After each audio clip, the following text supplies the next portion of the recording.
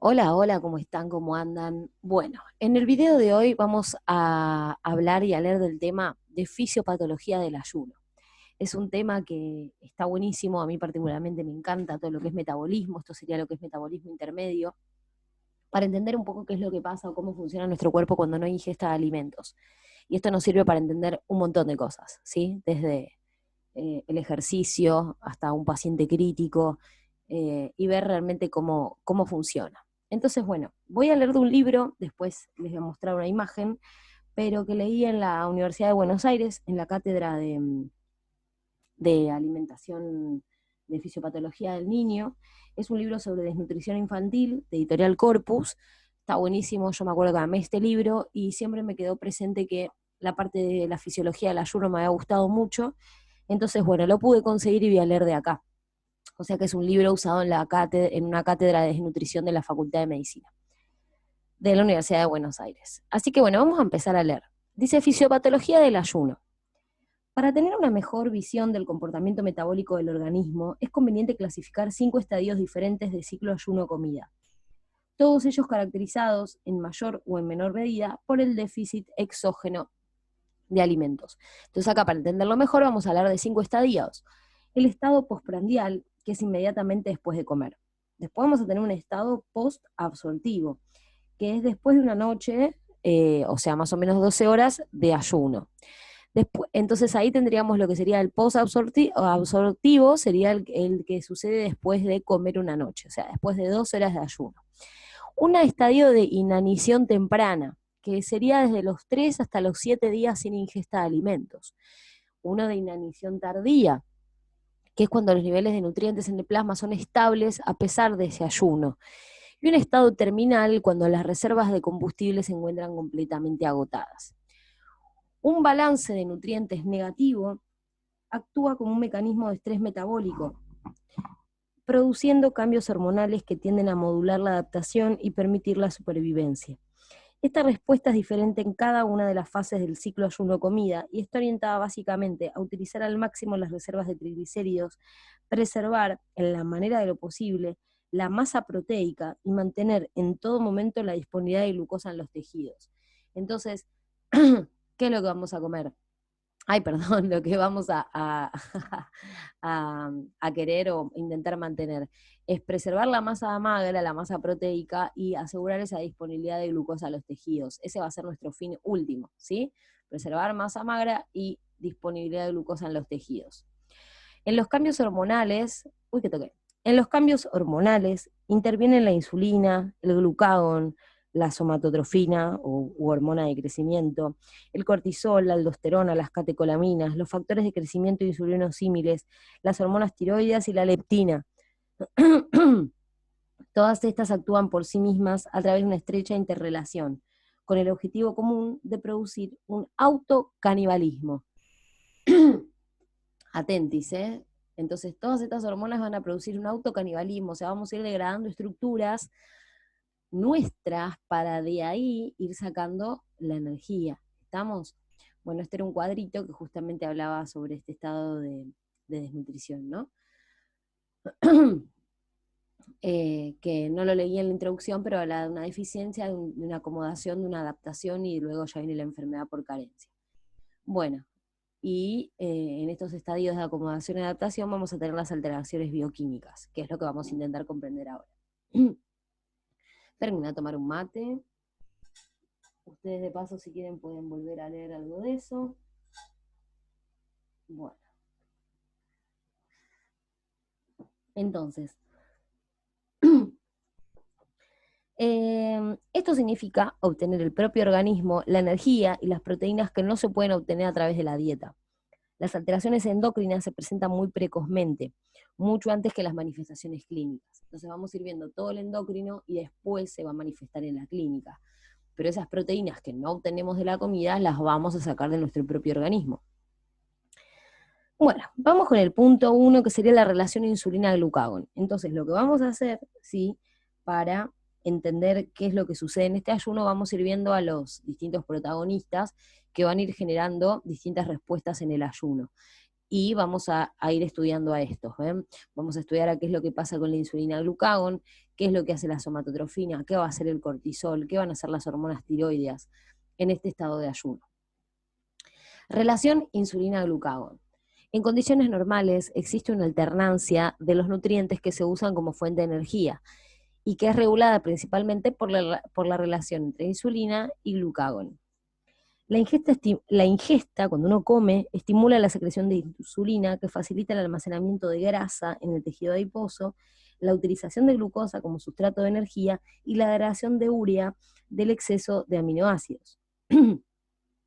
Durante los estadios posabsortivo y de inanición temprana, la ausencia de estímulos intestinales y el descenso de la glucemia frenan la secreción de insulina y estimulan a la de glucagón, cambiándose de esta forma el sentido del metabolismo energético. Adicionalmente, el efecto alfa-adrenérgico de las catecolaminas sobre el páncreas también suprime la secreción de insulina. Entonces, cuando ya pasamos no al postprandial, que es el que es inmediatamente después de comer. Cuando pasamos al posabsortivo, que después son más o menos unas 12 horas de ayuno, y la inanición temprana, que es hasta los 7 días más o menos, va a estar en protagonismo el glucagón. Adicionalmente, bueno, como esto se los leí, ¿no? El efecto de las catecolaminas también. Esta modificación hormonal va a producir las siguientes cosas: que aumente la glucogenólisis, o sea, vamos a romper glucógeno, al no haber insulina y al haber glucagón, que justamente es su principal función. Van a movilizarse aminoácidos del tejido muscular, va a aumentar la captación hepática de alanina y glutamina y su posterior conversión a glucosa, gluconeogénesis. Acordémonos que usamos alanina y glutamina y otros aminoácidos para formar glucosa. Movilización de ácidos grasos del tejido adiposo y aumento de la beta-oxidación de los ácidos grasos en el hígado. Entonces, esta modificación hormonal va a producir glucogenólisis, movilización de aminoácidos por el tejido muscular, o sea, catabolismo muscular, aumento de captación hepática de alanina y glutamina, y movilización de ácidos grasos del tejido adiposo, y beta-oxidación. Aumento de la glucogenólisis. En el hígado, el glucagón estimula a la adenilciclasa, que aumenta la concentración intracelular de AMP cíclico, que a su vez hidroliza el glucógeno convirtiéndolo en glucosa. La vía de glucólisis desembocará en el ciclo de Krebs, produciendo energía.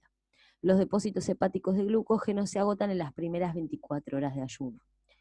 Movilización de aminoácidos del tejido muscular y aumento de la captación hepática de alanina y glutamina. Durante la fase de inanición temprana, aumenta el catabolismo en el músculo esquelético y las vísceras, lo cual provee al hígado de aminoácidos gluconeogénicos, la alanina y la glutamina. Sin embargo, esta movilización inicial de aminoácidos va a ser inhibida durante la etapa de inanición tardía por la presencia de cuerpos cetónicos. Miren esto, así que lo veremos después. Después, movilización de ácidos grasos, ¿sí? Del tejido adiposo y aumento de la beta-oxidación. En la inanición tardía, la falta de disponibilidad de carbos y la inversión de la relación insulina-glucagón provocan esta salida masiva de ácidos grasos del tejido adiposo. Estos ácidos grasos son utilizados por la mayoría de los tejidos, con excepción del cerebro. El cerebro utiliza glucosa o en su defecto cuerpos cetónicos. Por el contrario, el corazón oxida preferentemente los ácidos grasos como fuente energética. Esto es importante, ¿sí? Sabían que el corazón utiliza más que nada grasas. En consecuencia, el hígado dispone de cantidades importantes de grasa para desintegrarla en cuerpos cetónicos. El ácido acético y el ácido beta-hidroxibutírico. Estos son los llamados cuerpos cetónicos. A su vez, estos ácidos salen del hígado hacia la sangre para ir a las células. Sin embargo, los tejidos tienen una capacidad limitada para oxidar los cuerpos cetónicos. Cuando la capacidad de oxidación es superada y el hígado continúa liberando ácidos a la sangre, las concentraciones plasmáticas se elevan, pudiendo llegar hasta 30 veces de su valor normal. A los 3 días de inanición, la producción de cetonas se eleva entre 75 y 100 gramos por día, y a medida que avanza este ayuno, continúan aumentando los niveles de ácido acético y beta-hidroxibutírico, que proporcionan hasta el 75% de la energía que utiliza el organismo. Al llegar a las 2 semanas de ayuno, los niveles de cuerpos cetónicos frenan el catabolismo muscular y deprimen la gluconeogénesis. Entonces, ya a las 2 semanas, tanto cuerpo cetónico frena directamente el catabolismo muscular y deprimen la gluconeogénesis. Disminuyen la concentración plasmática de aminoácidos y la excreción urinaria de nitrógeno ureico, aumentando la de amoníaco, lo que permite mantener equilibrio ácido-base del organismo y evitar la cetoacidosis. A esta altura del ayuno, los órganos utilizan eficientemente los cuerpos cetónicos como fuente de energía y el cuerpo entra en un estado hipometabólico que va a reducir la demanda energética. Las funciones cardíaca, respiratoria y hepática disminuyen por efecto de los bajos niveles circulantes de hormonas tiroideas activas. Al disminuir la ingesta alimentaria, también disminuye la termogénesis inducida por los alimentos y la síntesis proteica, que representa aproximadamente entre un 10 y un 20% de la tasa metabólica basal respectivamente, contribuyendo de esta manera al ahorro energético.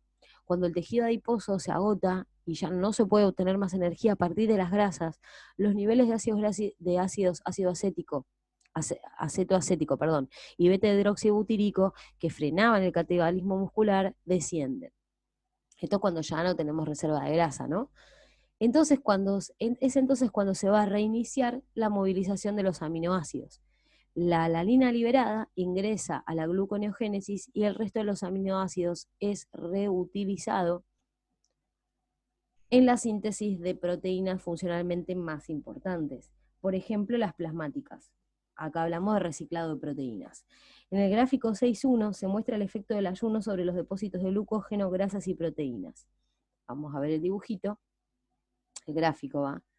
Acá tenemos el porcentaje de los depósitos como estaba al principio y a partir de las semanas de ayuno podemos ver que el glucógeno figura acá, bloom, cae, las grasas las teníamos acá y las proteínas es como que empiezan a la par, pero primero esto se mantiene estable porque son las grasas las que van a proveer la energía, y ya cuando las grasas empiezan a caer es donde empieza a bajar más el nivel de catabolismo muscular. Entonces dice, obsérvese que los depósitos de glucógeno se agotan muy rápidamente, antes de cumplirse las primeras 24 horas. Al consumo de glucógeno le sigue la movilización del tejido adiposo. A medida que disminuyen los depósitos grasos, aumentan los niveles circulantes de cuerpos cetónicos. Estaría bueno que la gráfica esté en los cuerpos cetónicos para ver cómo suben, pero no están.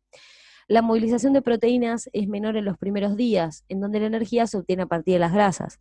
Esta conservación de la masa proteica se produce porque los altos niveles de cuerpos cetónicos frenan el catabolismo y deprimen la gluconeogénesis. Esto está bueno para saberlo con todo este tema, ¿no? Del ayuno intermitente. Entender la fisiología y la bioquímica para entender qué es lo que pasa. Porque los defensores de este método, ¿sí? Justamente lo que se dice es que no se pierde masa muscular, y bueno, esto acá lo podemos explicar desde la bioquímica. Entonces se deben hacer ciclos, porque después ya sí empezás a perder masa muscular. Depende del organismo, a las 2 semanas, hay que ver cuántos depósitos había antes de grasa, ¿no? Eso es importante, porque cada persona es un mundo. No puedes decir 10 días. Capaz la persona tenía 20 kilos de más de grasa, entonces es diferente. A partir de la 5.ª semana se incrementa la movilización de proteínas debido a que el tejido adiposo se ha consumido y en consecuencia descienden los niveles de acetoacético y de beta-hidroxibutírico que frenaban el catabolismo. Y en la 8.ª semana, o sea, ya hablamos casi 2 meses, el consumo de proteínas corporales llega a un piso del 50% y ya no es posible movilizar más los aminoácidos. Y vamos a ver qué pasa después, ¿no? Efecto del ayuno sobre los depósitos de glucógeno, de grasas y proteínas. Y está adaptado de nuestro querido Guyton. Bueno, yo, para no hacer el video tan largo y tan denso y que no me odien, voy a frenar acá y luego voy a seguir con la parte 2, viendo qué pasa con los otros, ¿sí? Pero entonces hasta ahora vimos, empezamos a hablar de qué es la fisiopatología del ayuno, dividimos en 5 estados: el postprandial, el posabsortivo, que es a las 12 horas, de 3 a 7 días sin ingesta de alimentos; la tardía, que es cuando ya estamos en un estado medio estable; y el terminal es cuando tenemos la reserva de todo agotada. Entonces vimos quiénes son las hormonas que van a actuar en todo esto, que eran la insulina, el glucagón, la somatotrofina, el cortisol, la aldosterona, las catecolaminas, los IGF, los factores insulinosímiles, las hormonas tiroides y la leptina. Y que principalmente va a haber, lo que va a pasar es glucogenólisis, movilización en un principio, ¿no?, de aminoácidos y luego de ácidos grasos. pero luego cuando empiecen a haber más ácidos grasos en cantidad, van a frenar al catabolismo proteico. Y bueno, entonces vimos cómo era esta relación invertida de insulina-glucagón. Eso es todo lo que vimos y todo lo que va a generar este aumento, esta, esta inversión en su secreción, ¿sí? Entonces esto es lo que vimos hasta ahora, vimos una gráfica de cómo modifica la relación insulina-glucagón, eh, eh, digamos, las proporciones entre estos metabolismos, estos nutrientes, macronutrientes, y ahora después vamos a ver en el video 2 qué hacen las hormonas tiroides, qué hacen las hormonas qué hace la hormona de crecimiento, qué hacen los factores de crecimiento insulinosímiles, qué hace el cortisol, las catecolaminas, el glucagón, la aldosterona y la leptina. Y después vamos a ver cuáles son los cambios fisiológicos que se producen en el ayuno. Y ahí lo voy a dividir en estos 3 videos. Video 1, video 2 y video 3. Bueno, espero que les sirva. Si este video les gustó, les pido que le pongan like o que lo comenten o que se suscriban al canal. Todo nos viene muy bien porque para seguir en YouTube, YouTube nos pide que subamos contenido. Así que es la manera de seguir activos y necesitamos que nuestra audiencia nos responda, ¿sí? Así que si viste este video, te pido porfis que le pongas un like, o lo comentes o te suscribas. Un beso grande y seguimos en el video número 2.